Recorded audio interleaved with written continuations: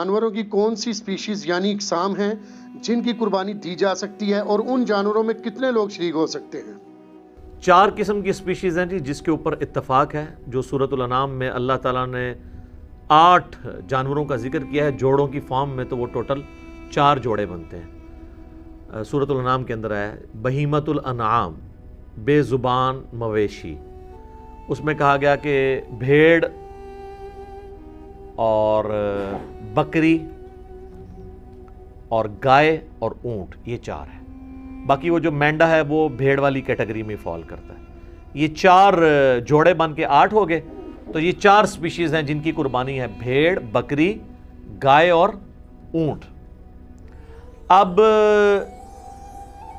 इसमें यह भी कोई तफरीक नहीं है कि मेल है या फीमेल। उसमें प्रेफर यह है कि दूध देने वाली जानवर को ना ज़बह किया जाए, दूसरे को ही किया जाए, लेकिन फीमेल की भी कुर्बानी लग जाती है। तो ये 4 इकसाम है और इसमें से भेड़ और बकरी जो है वो एक एक बंदे की तरफ से या एक एक ख़ानदान की तरफ से होगी।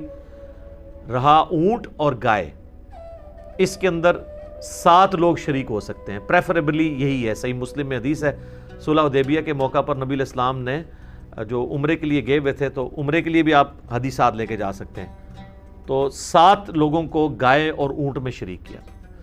जामिया तिरमिज़ी में एक हदीस है कि 10 लोगों को हज के अलावा कुर्बानी के मौके पे किया गया।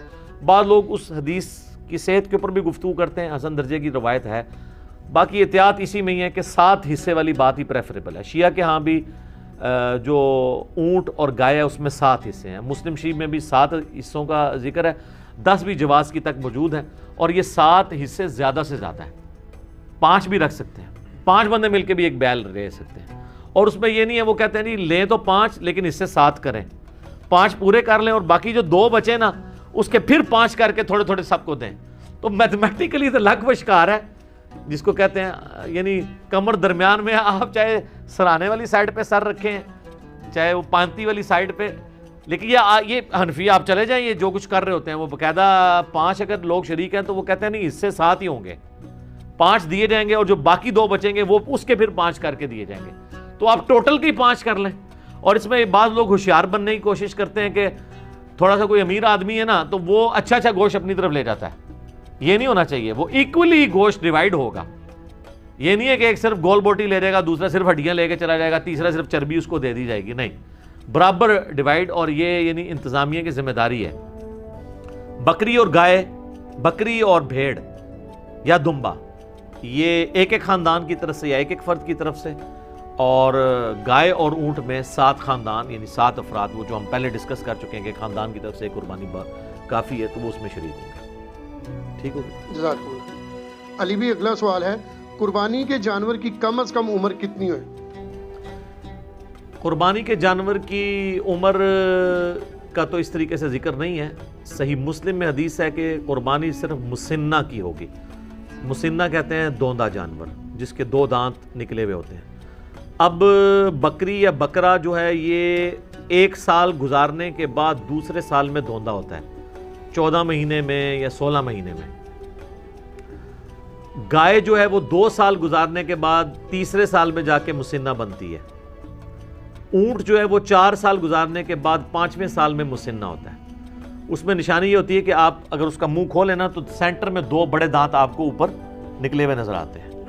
अब जिन लोगों को उम्मन पहचान नहीं है ना तो वो तो अगर कोई मोटा ताज़ा खीरा बकरा भी हो, यानी जो दोंदा नहीं है, उसके साइड वाले दांत अगर तोड़ दिए जाए, सेंटर में 2 दांत रखे जाएं तो उसको दोंदा करके कोई बेच दे, लादा बात है। वो तो साइज़ ही बहुत बड़ा फ़र्क होता है। जो आम जो साल वाला जो बकरा है या जो दोंदा नहीं हुआ हुआ, उसके तो छोटे छोटे दांत होते हैं। ये तो 2 बड़े दांत निकलते हैं नीचे की साइड पे, वो आप यूं करके देख सकते हैं। तो कम अज़ कम मुसिन्ना होना चाहिए और प्रेफरेबल भी यही है। बाज़ुकात 4 साल का भी होता है तो 4 उसको चौगा कह देते हैं, नहीं 4 दांत निकले हुए हैं, वो प्रेफरेबल नहीं ना हो तो उसका गोश्त इतना अच्छा होता है। बेहतरीन जानवर जो है वो दोंदा जानवर है जिसके 2 दांत निकले हुए हों, ये उसकी उम्र होनी चाहिए।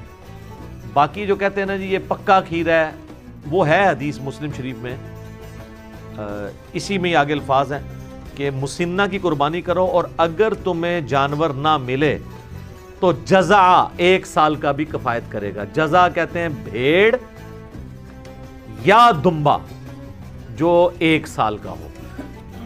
اور امام ترمذی بھی اس حدیث کو لے کے ہیں اور نیچے انہوں نے کمنٹس کیے ہیں کہ اس میں بکری یا بکرا شامل نہیں ہے, صرف بھیڑ اور دمبے کے لیے ہے کہ وہ 1 سال کا بھی چل جائے گا, وہ بھی اس صورت میں اگر کسی کو مسنہ دوندا جانور نہ ملے, کیونکہ جزا کا لفظ مینڈے کے اوپر, بھیڑ کے اوپر, دمبے کے اوپر بولا جاتا ہے, بکرے کے اوپر, بکری کے اوپر نہیں بولا جاتا, نہ گائے کے اوپر. چاہے وہ جتنی مرضی کو موٹی تازی گائے ہے یا کوئی بیل ہے اور وہ نہیں ہے دوندی تو یا دوندا, تو آپ اس کی قربانی نہیں کر سکتے. نشانی اس کے دانتوں کا چیک کرنا ہے. سال عمر کہتے ہیں جی پکا سال کا ہے, یار ہمیں پتہ ہے سال کا ہے.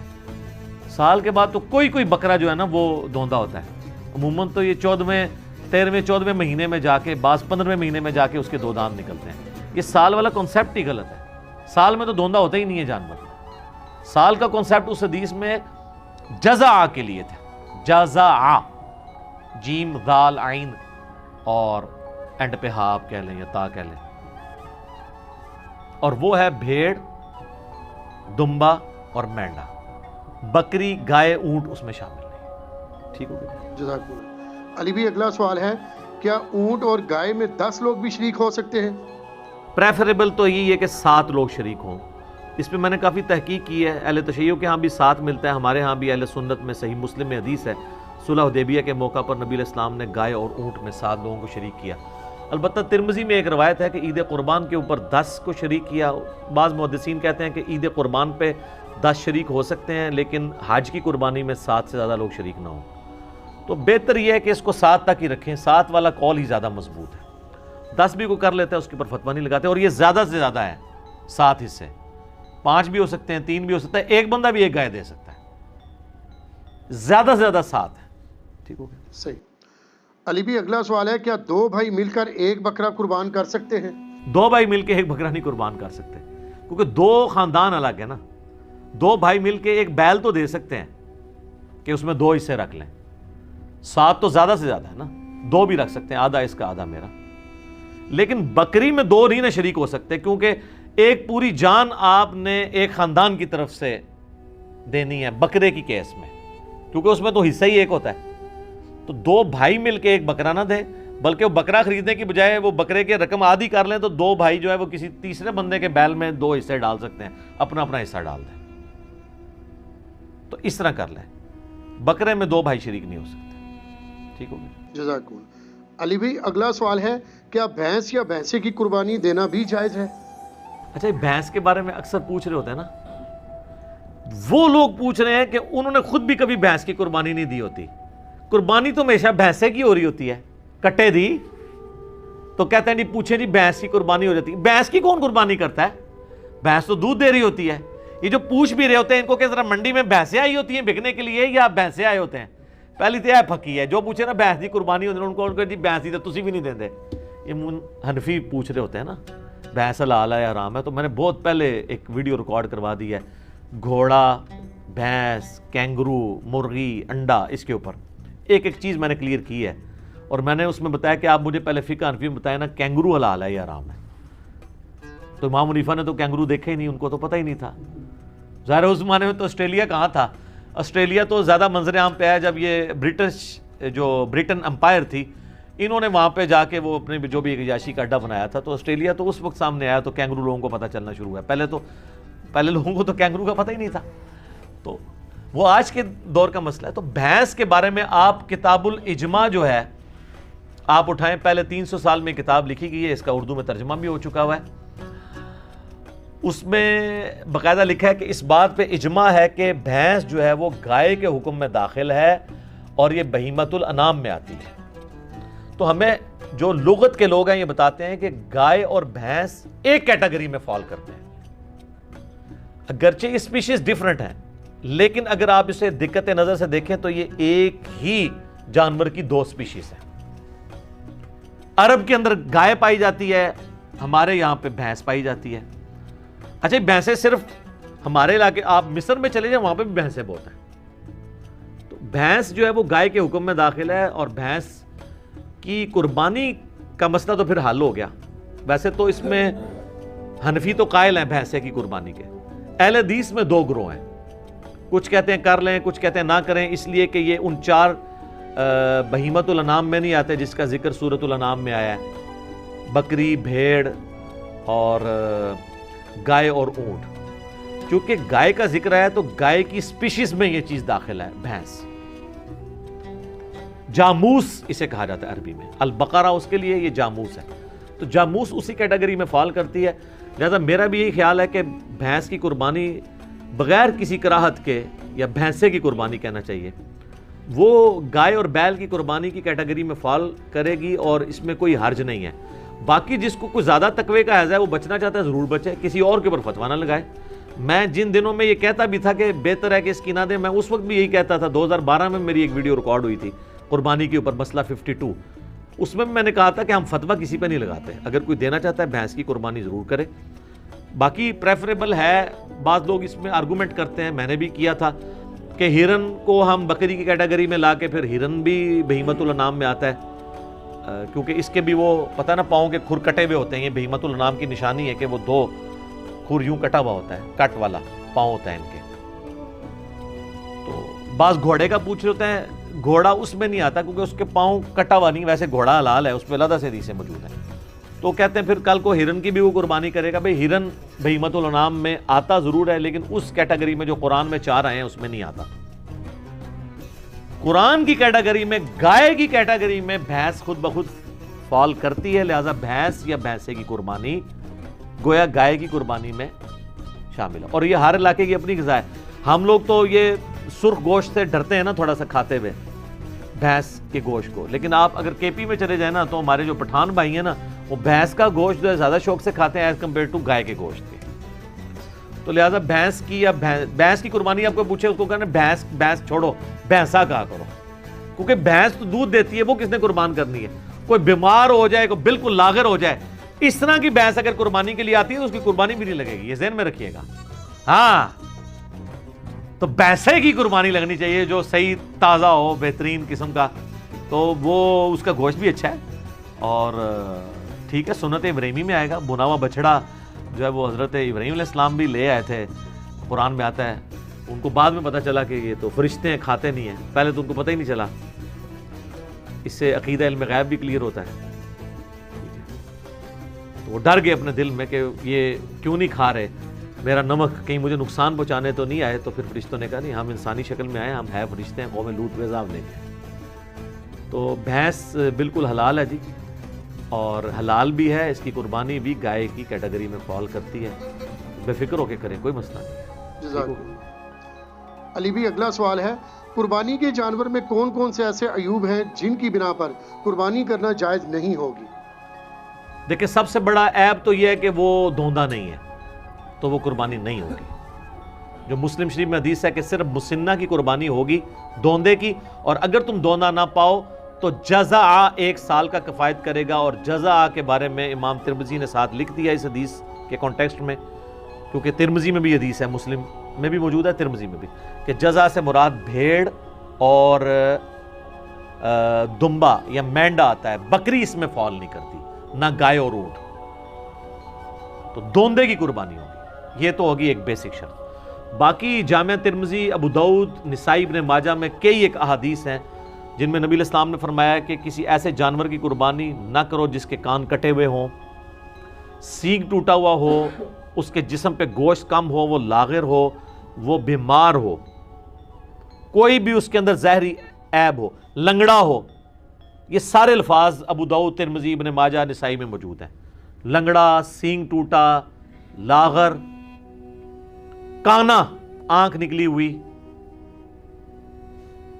یعنی جو ایک جانور کو دیکھ کے آپ کہہ سکتے ہیں یہ عیب ہے اس کے اندر، کان کٹا ہوا ہے۔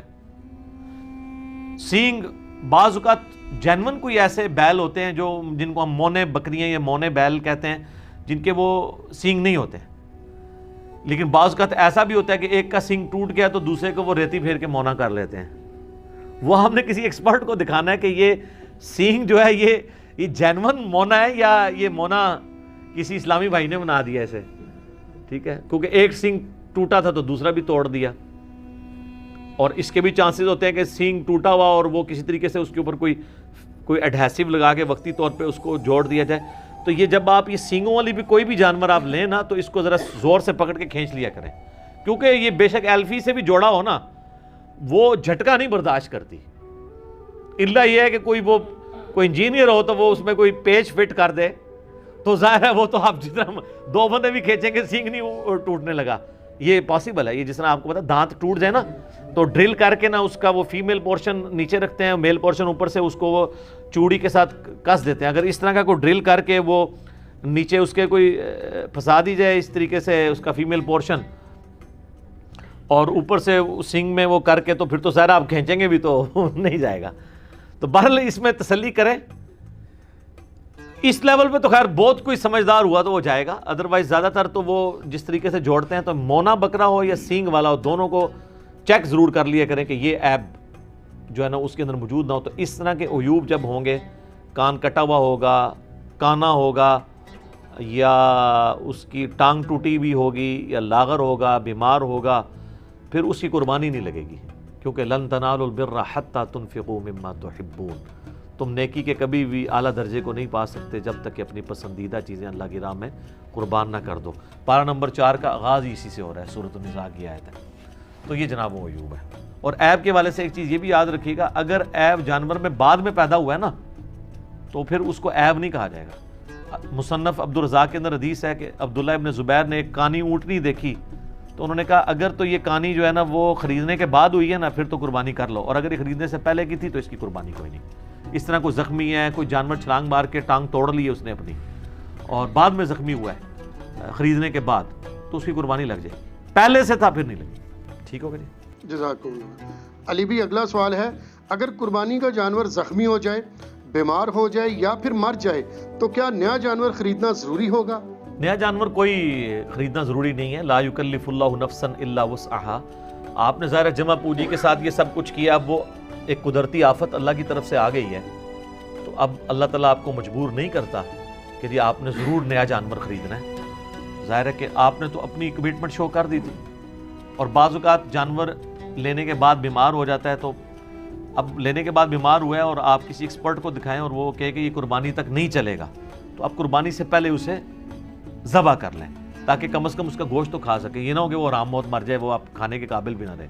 تو قربانی آپ کی اللہ کے حضور لکھی گئی سر، وہ تو سورۃ الحج میں ہے کہ اللہ تعالیٰ کو نہ تو گوشت پہنچتا ہے نہ خون، وہ تو تمہارے دلوں کے تقوی کو دیکھتا ہے۔ صحیح مسلم میں حدیث ہے اللہ تعالیٰ تمہاری شکلوں اور مال کو نہیں دیکھتا، دلوں اور اعمال کو دیکھتا ہے۔ لہٰذا اگر اس طرح کا مسئلہ ہو گیا تو ٹینشن لینے والی ضرورت نہیں ہے۔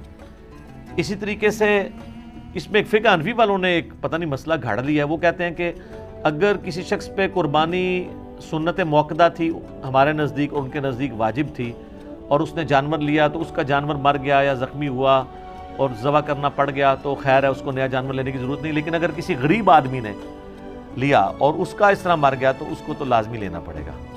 یہ بالکل الٹ بات ہے نا، یعنی جو بالکل وہ اس بیچارے نے تو پہلے اتنی مصیبت سے لیا ہے، وہ کہتے ہیں اس لیے کہ اس نے جان بوجھ کے اپنے اوپر واجب کروا لیا ہے، کیونکہ انہوں نے ایک بنیادی غلط کھڑی کر لی تھی، تو وہ کہتے ہیں کہ اس کی وہ اس منت کی کیٹیگری میں فال کر جائے گا جیسے منت پوری کرنی ہی کرنی ہوتی ہے۔ تو منت اگر آپ نے پوری کرانی ہے تو منت توڑوا لیں اس سے اور 3 روزے غریب سے رکھوا لیں، کیونکہ بخاری مسلم میں آتا ہے قسم توڑنے کا جو کفارہ ہے وہی منت کا کفارہ ہے۔ تو وہ بلکہ قرآن میں سورہ المائدہ کی آیت نمبر 89 کے اندر یہ کفارہ آیا ہے، 3 روزے رکھ لے بجائے کہ بیچارہ پھر پیسے جوڑنا شروع کرے، تو یہ بالکل باطل مسئلہ ہے۔ آپ کی قربانی ہو گئی، ٹھیک ہو گئی۔ جزاک اللہ۔